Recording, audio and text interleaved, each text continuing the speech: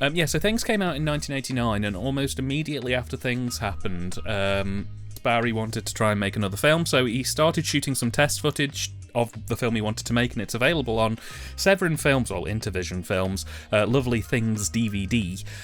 You can see this test footage for this film he wanted to produce, and he sort of shipped it out to distributors for ages and nobody sort of bit. So instead he decided to make Wicked World, and he filmed it through the majority of 1990 and 91, I believe. And what happened was he sort of cut a decent chunk of it together, but needed funding to kind of try and complete the editing. And again, he sort of shipped it round to distributors and nobody picked up on it. So it kind of just sort of sat unfinished for a couple of years. And what would happen is whenever Barry would get money, he'd kind of book a time in the edit suite to sort of move it along a little bit more, and he just edged it a bit more and a bit more across most of the 90s and 2000s until 2009, when he said that he was in a place where he would consider it complete, even though he wasn't really very happy with it. He just sort of he said, like, this is as good as I'm going to be able to get it for now. 2009, he puts Wicked World out on DVD, and he wasn't really happy with how it all got distributed. So again, from about 2010 up to about 2018, he went back again and started trying to do bits and pieces with it. And he was really frustrated by how it just wasn't turning out how he wanted it to. And this went on till 2018-19, when AGFA, who are renowned for their independent sort of strange cinema releases, their partners with Vinegar Syndrome, basically said, well, hey, we'll give you a budget, can you polish this film up and get it formally finished, and then we'll release it on Blu-ray with some extras and stuff. So Barry went back to the edit with some editing help and completely redid the film, using all the best materials he could, and Wicked World was officially completed in 2019. Oh, sorry, shit, I forgot my point. 1 second. That's okay. God damn it, Dan. Here's a novel idea. If you're going to ramble inanely for 25 minutes about Barry J. Gillis, it would be so helpful if you had a point. It makes it so much more interesting for the listener.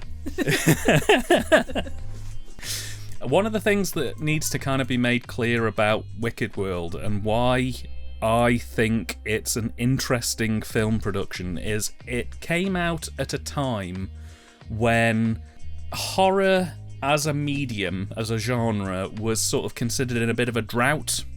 We were getting endless sequels that weren't particularly powerful. We were still about 3 or 4 years away from Scream. We had just awful direct-to-video horror movies that didn't say anything and weren't particularly gory or nasty, and there was a subsection of the horror community at that time that were incredibly frustrated at the idea that horror had kind of become... You'll love this. It had kind of become neutered by the woke left. Oh my god! They were using that phrase back in the early 90s. Well, I wouldn't say that phrase per se, but that was the people they were referring to. Basically, the sort of hippy-dippy, we don't want to upset the children type situation. And basically, this frustration created a bit of a subgenre within the shot-on-video world, where these filmmakers, who clearly had very right-wing views on how the horror industry should work. It was very much women are there to scream, be naked, have sex, and get stabbed to death. Murders should be murders should be very gory and violent and should be shown to 3-year-olds. Ooh.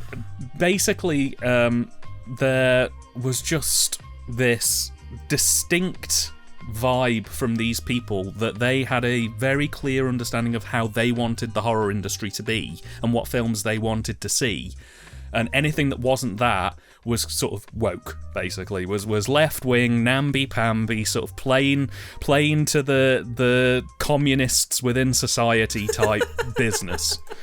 Right. Now, nice. The reason why I mention this, in 1998, another director who I've mentioned on my show and you're probably aware of, called Nick Palumbo. Oh, God. As in Nutbag Nick Palumbo. Oh, such a classic thing. Yeah. So Nutbag Nick Palumbo, he has very authoritarian views on what the horror industry should be. At least that's how he felt. I don't know if he feels the same way now, but at least back in the 90s, he was very much of that director ilk of a horror film should be women being molested and then stabbed to death, and if anyone complains, they're a lib, basically, was his kind of attitude that was, going on. Right. And out of sheer frustration, in the late 90s, he wrote an open op-ed that he published, I think, in a couple of magazines and fanzines, and he kind of released on the internet to the world. And the reason why it took me a while is because I can't find it online now, but I know that it's printed on the Nutbag DVD. Oh, God. That was basically his op-ed, called, effectively saying, this is the state of 90s horror. And in this document, I'll read you the letter, because it's a little bit brief. So he said... Let me find where it starts here, because it waffles a lot. I do need to make that. I mean, considering the state of a lot of low-budget horror directors, there's a lot of waffle in all of that.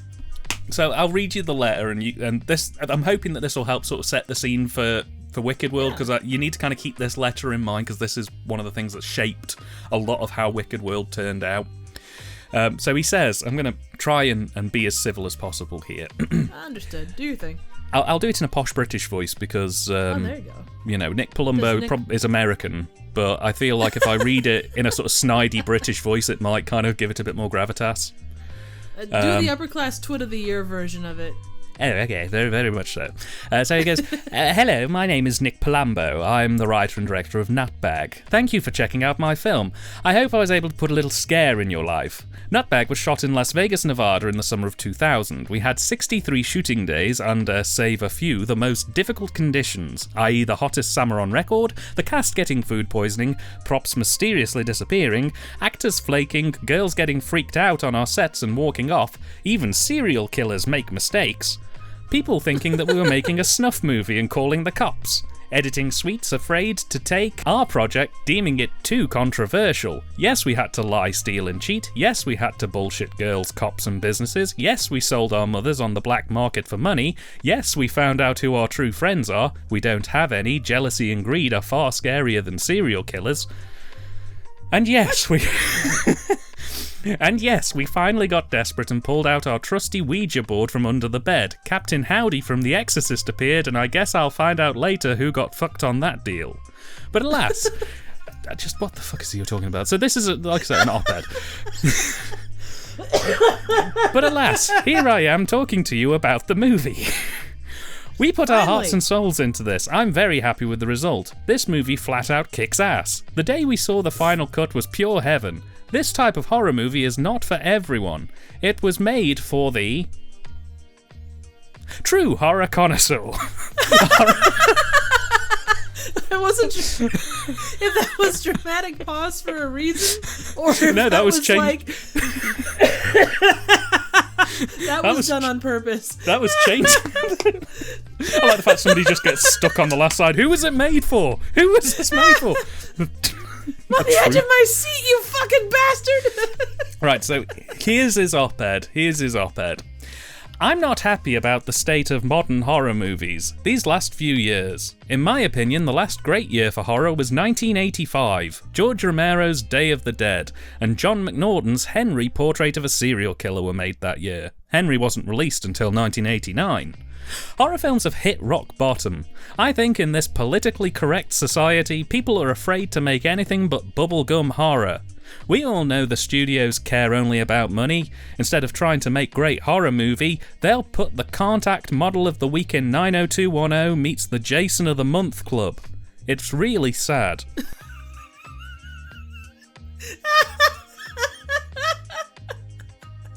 This recalls something that Angus Scrimm of Phantasm fame once said. and this is a quote, "It's come to a temporary low, but horror films, great, will never be stamped out. I agree with Mr. Scrim. I just want it to happen sooner than later. I long for the days of Tobe Hooper's Texas Chainsaw Massacre, Bob Clark's Black Christmas, Dario Argento's Deep Red, George Romero's Dawn of the Dead, William Lustig's Maniac, John Carpenter's The Thing, etc., etc." He could only list 4 films and then he forgot what horror films were, basically. He was like, I like cake and crisps and chocolate and yes. I mean, here's the thing. He does make points. Independent horror is always going to be less restricted than what something made by a studio can be. But to say that horror doesn't, like, that horror of that time wasn't good, there were so many good bits and bobs from all over the place. Just because his little area of the world only had that much stuff. I mean, for God's sake. See, the thing that got me about it was less the fact that... Because I agree with you, I think that independent cinema is probably going to be the birthing place of a lot of horror, because studios won't take risks on more controversial subjects. However, what I take a grievance with, and what I have to kind of flag up, is that his open letter about the state of horror seemingly puts down political correctness as the reason why horror films are shit. And as we've clearly illustrated, always be the case. Yeah. Well, it's as we've clearly illustrated over the last few years, you can make an incredibly unsettling and unpleasant horror movie without, upsetting the libs. You know what I mean? You can do something that's scary without having to be homophobic or transphobic or misogynistic or egregious. You can do that. I mean, there's films like Possum or Malignant, maybe even, where there's no massively controversial theme running through them. They're just very uneasy films that unsettle you. Absolutely. I mean, Hitchcock's best stuff, in my mind at least, is the fact that the psychological thrillers, those scared the shit out of me more than any gore. And maybe that's a difference of timing, because we kind of came up in that society where, you saw a lot more blood. But I don't think that's the case. A good horror movie still has the ability to scare and do what it needs to do, leave people unsettled, like you say, without having to... I mean, I'm all for good kills. Like, hey, the best thing about this movie I just watched called Shotgun Wedding was the scene of this guy parasailing. The parasail got cut loose and it ends up going into the wings of a chopper, and everybody dies. It's hilarious, it's gory, it's kind of awesome, but that's not all horror is. No, this is the thing, and the problem, there's 2 issues really that I take issue with his open letter in this sense, and that's one is that he cites a lot of horror films as examples of what true horror is, but all of those films took place over a 15-year window. It's like Bob Clark's Black Christmas was 1974, Dario Argento's Deep Red was 1982, 83, I think, possibly 81. So I think that it's one of those instances where if you look back at history having sort of, not necessarily lived through it, it would be easy to say, oh yeah, the 80s were the classic time of horror. But when you consider that, hundreds of horror films come out now, and only about 2 or 3 of them a year are considered anywhere near kind of decent, it's quite easy to look back and say, oh yeah, well this horror film was good, this horror film was good, this horror film... But when you consider there's 10 years between each one of those films you've just referenced, so turning around in 1998, 1999 and being like, yeah, horror's shit nowadays, nothing good comes out, when even now people look back at the 90s and go, well, you've got Scream, you've got Final Destination, you've got I Know What You Did Last Summer, you've got, these are films that you can pull through from that time that have that power. And it's a mixture of the fact that he doesn't seem to understand that time happened between all those films he referenced. I think he just thinks that they all kind of came out at the same time. What's on this week? Halloween. Oh, what's coming out next week? Black Christmas. Oh, great. Right, what's the week after? Day of the Dead. Fantastic. Coupled with, I'm going to take it sincerely that when he says that he means political correctness, what he's referring to is people not invoking politics in the films. Which, again, when he references Day of the Dead being, like, one of the greatest horror films ever made, which is literally a massive political statement. I mean, that's still an argument today. I don't remember what the movie was, but it was a horror movie. And someone was like, oh, we need to go back to the days when horror wasn't political. And it's like, by and large, horror as a genre is a genre of statements. It always has been. You go back to Frankenstein.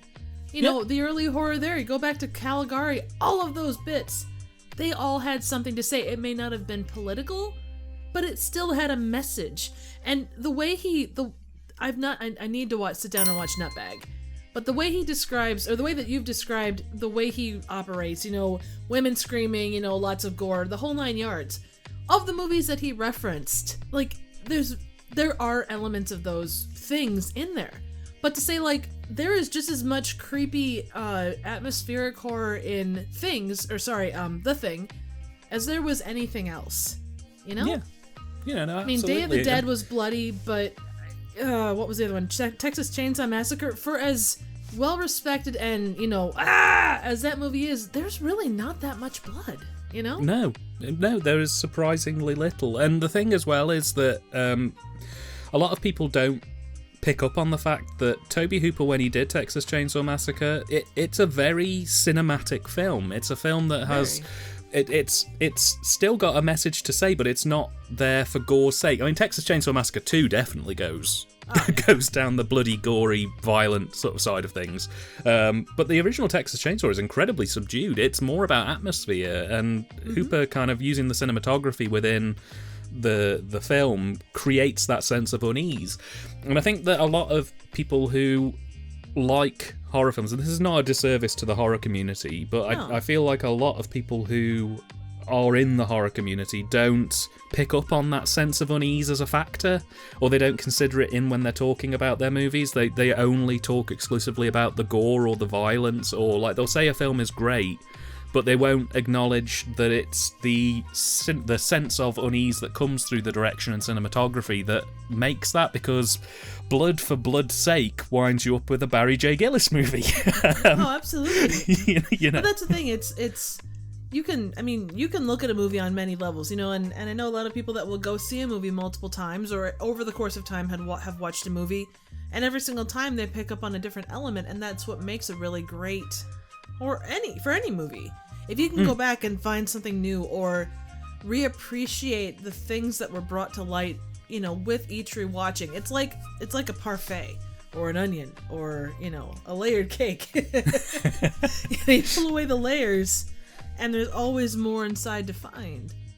Oh, this is... Yeah, no, completely agree. And this is the poison chalice that comes with independent filmmaking, unfortunately, is when you produce something that connects with the cultural consciousness, but not in a positive way. So if you are a Tommy Wiseau, or a Mark Piro, or if you're a Rick Sloan, once those films attain infamous cult status, because they didn't intend it to be infamously cult, they were making it sincerely. They believed that they were making, you know, the drama for the age, the sci-fi film of the decade. They were gonna do the thing that was gonna, you know, give them their namesake.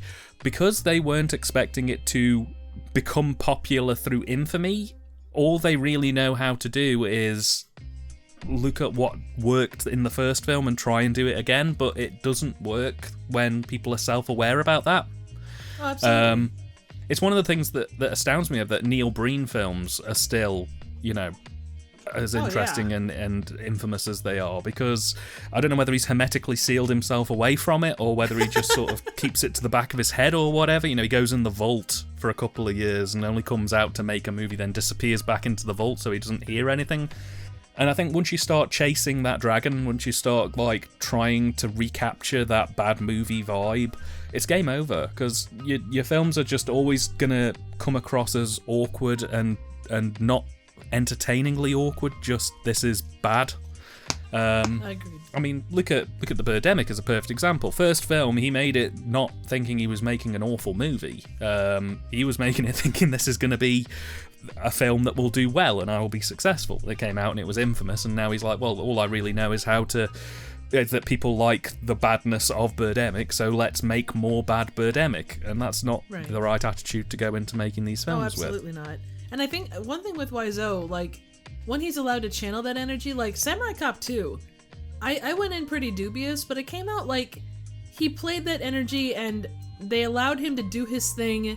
He went like to the nth Tommy Wiseau as one could, and it turned out pretty decent. And I will say Fiends, was it Fiends? I think it was called Fiends, was actually, for him, a solid movie. And that's not saying, that's like saying, you know, Neil Breen put in a performance where he didn't look at the camera, but you know, there is still that, you know, that aspect. But yeah, I mean, even, you know, you could even, and I know we've talked for 30 minutes now, but like even something with good intentions, like the follow-up to Rocky Horror Picture Show, Shock Treatment, is a fantastic movie, but they went in with the idea of trying to follow the model that made Rocky Horror such a phenomenon. And by doing that, they did themselves the disservice of letting Shock Treatment stand alone. Yeah. Oh yeah, no, absolutely. And this is the thing, you know, and there are ways you can correct that.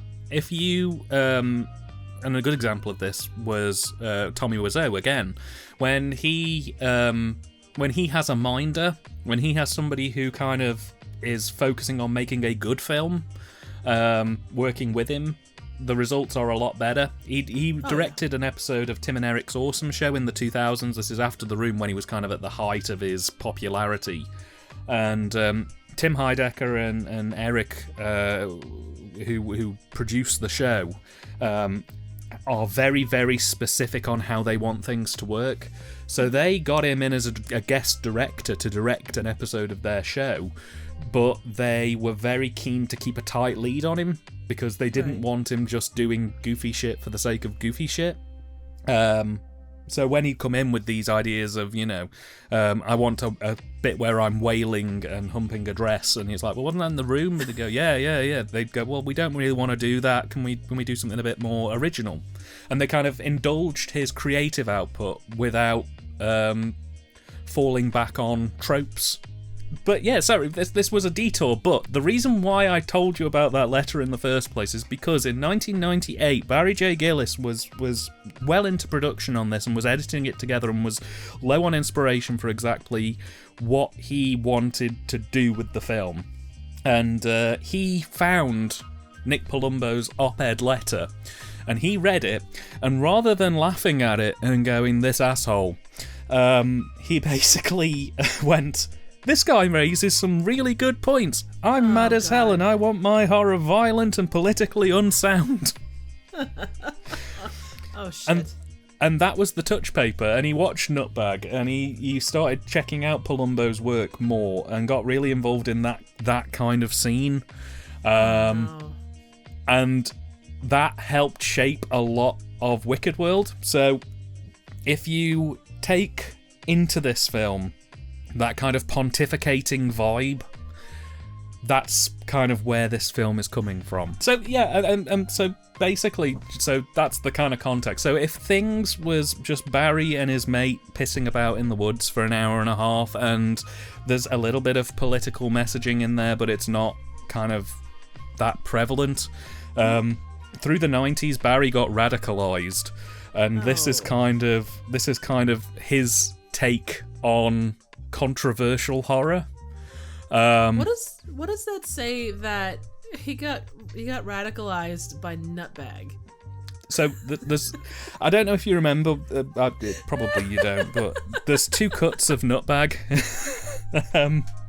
There's the US version and the UK version, and the US version of Nutbag, is the fully uncut version, and basically that film is about a white nationalist who hates women with a deep passion, is a full-blown misogynist, racist, very aggressive character, and across the runtime he just keeps killing women in very over-the-top, incredibly gory ways, and then sort of having more psychological elements in his downtime where he's like, why am I killing all these women? And then he'll go out and kill some more women.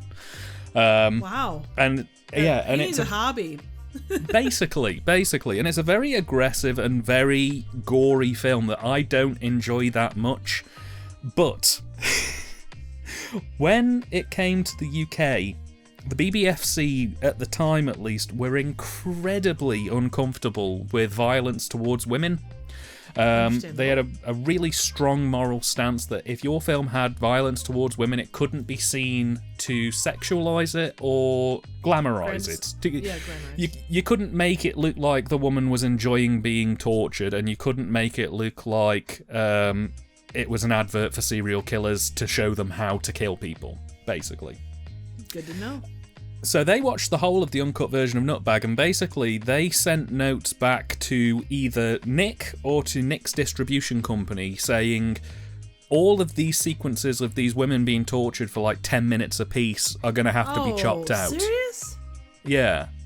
Oh my god. No, I'm just thinking like 10 minutes a piece of like, because there gets that point where it's like, okay, you know, you kind of lose the shock value, and then it's just like, okay, you're literally beating a dead whore. But that was a nice pun, I like that.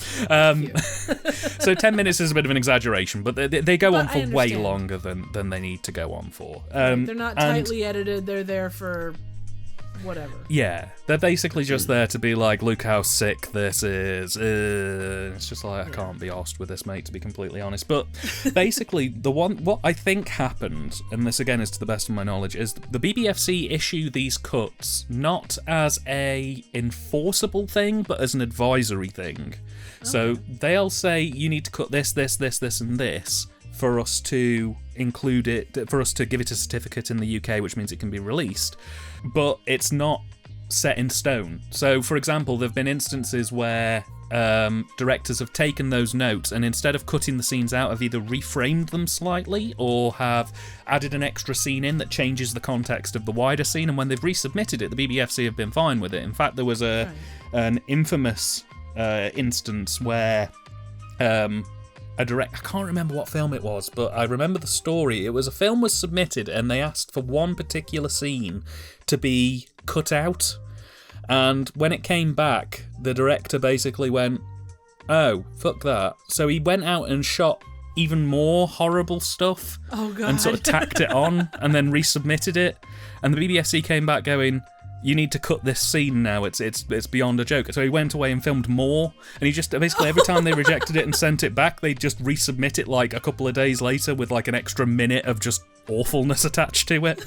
And eventually the BBFC just went, okay, now it's become a parody, so it's a pass. That's awesome. It got so over the top and egregious that they were like, okay, now it's at the point where nobody is going to take this scene seriously. You don't have to cut it anymore. Then they go back and they like restrict it all the way back.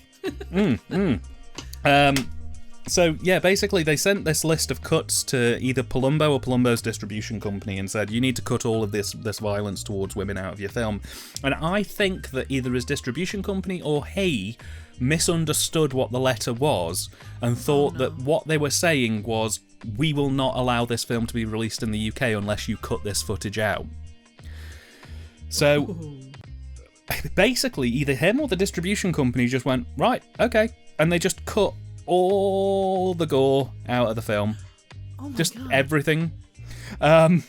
Which took the film's runtime down from 90 minutes to 62 minutes. Nice. That's kind of an inadvertent fuck you. That's kind of awesome. Yeah, so they resubmitted it and the film got a pass and got released, but it was so blunt. Like, basically the entire film's message completely changes, and it goes from a film about a white nationalist who spends like half the movie just like violently ripping women apart to 60 minutes of just a very angry man wandering around swearing. He doesn't do anything. He's just sort of like, he sits in his apartment and goes, why do I kill people? And then he doesn't kill anyone. He wanders around a graveyard going, "Fucking bitches, I hate them all," and then nothing happens. He goes for a 10-minute drive, and in the uncut version, there's like murders along the way. But because in the UK version they couldn't have it, it's just a 10-minute road trip. Oh my god. And it just takes the film to the next level for me. It to see, oh god, considering again that he's incredibly sort of strong on the politically correct stance. You know, he's like, I don't want, the libs making my film lefty woke. The fact that as soon as the BBFC went, cut these scenes or we're not putting the film out, he just went, righto. It's just blew my mind. That is amazing. God. Well, and the thing is, it's like those people that are like, yeah, and then someone's like, shh, and they go, sorry, and they slowly back away with their tails between their legs. Basically. Like, for all of the slack, for all the flack that I kind of threw out during this, it was a fun movie. Like, I don't know, like I really enjoyed things. I know not to the level that you do. But I'm not sure that anyone has a level of love for things that you do. But genuinely enjoyed this. It's not something I would watch on a weekly basis. But every now and again, it is just so bloody-eyed and weird. And there's so much random crap going on in the background. And to see his mindset and how it was affected between things and this, based on an open letter by a very weird filmmaker, is quite interesting. So it is very much so, and I need to check out his other works and his other films. I'm having difficulty finding them. He's done about another 2 or 3 movies between this and his newest one that's coming out in the next couple of years, but hopefully I'll be able to find them and talk about them on the channel maybe. Oh yeah, I will say though, it was this movie, for all of the statements and everything else, does still have a sense of humor about itself. Like, it is self-aware enough to go, okay, people know us from this, we're doing this other thing. It does have a very different tone, but it still has some of that same goofiness. Oh, yeah, no, absolutely. And this is the thing about Barry as a director, really, is that he's so distinct in what he does. You're not going to mistake it. No one's going to look at this and go, I think this is a Steven Spielberg production, or I think this is Coleman Francis's work. Barry's almost certainly put his stamp on everything he's touched. Oh yeah, definitely. And he's definitely a unique voice in this cult cinema ecosystem. Oh, 100%. And I mean, any good indie low-budget filmmaker worth their salt does leave a certain impact beyond their initial film. I mean, like we talked about before, Neil Breen, despite everything, despite the movies having a very similar kind of savior-esque tone, he does still manage to make them different enough and still be within kind of that same universe. I mean, I could see both of these movies existing in the same space. Oh yeah, no, absolutely. And, I think that the strange and wonderful world of cult cinema is a more vibrant place for that diversity. I think that having the ability, because this is one of the things that I feel is missing from the Hollywood system at the minute. Hollywood's kind of entering a very similar period to where it was in the 1970s, where they didn't have people creating diverse content. They were just putting money on things that had been successful in the past. So they were making these massive epic movies that were costing a fortune, but audiences were tired of that. They wanted something a bit different, and that was when they pulled in people like Lucas and Spielberg, and people like David Lynch were given platforms to sort of be able to create what they needed to create, and that sort of massive diversity and relaxation of what could and couldn't make it into theatres changed the face of cinema fundamentally. And in an era now where every movie that's in the theatres is either a in-studio production, so like a Blumhouse film or a Marvel film, or is just kind of retreading ground that already exists, to have that diverse voice still having a platform to put their materials out, I think it's quite wonderful, really. And I mean, that kind of holds for the history of cinema as well. There's always been indie cinema in some way, shape, or form. I mean, even if you go back to the early days, you had your big dogs and then you had your little scrappy indies. And whether it was underground cinema, exploitation, things like this, it runs the gambit, but it all kind of can fall under that umbrella of people that don't have those limitations in the same way that a studio does. But with that also comes a lack of money. But you know, there is a give and take to all of those. Oh no, absolutely, and it's still something that I very much appreciate is that now even people who can't get into a theatre environment still have the opportunity to share their works through things like YouTube or through Vimeo or through sort of streaming platforms. I mean, with that open opportunity means a lot of crap comes through, but at the exact same time it means that there is more chance for genuinely good films to proliferate. So, I mean, like, for example, the works of Chris LaMartina, who did the WNUF Halloween special. He probably would never have got distribution for that film had he not been able to use the internet as a means of getting it in front of people, which then convinced, you know, distributors that this thing had legs and could run. I mean, now that's out on Terrorvision. Well, God, look at Lamageddon. I mean, the fact that they pulled a big marketing stunt on Amazon Prime to be able to get their stuff out there, and you know, it's not like the biggest movie ever made, but these college kids that spent $3,000 on this movie about a killer llama, you know, it's like, holy crap. I mean, all the stuff that's Kickstarted or Indiegogo fund. I mean, the fact that, you know, again, as you say, it's not all good, but it is still the opportunity that out of those bits of coal, there do come diamonds.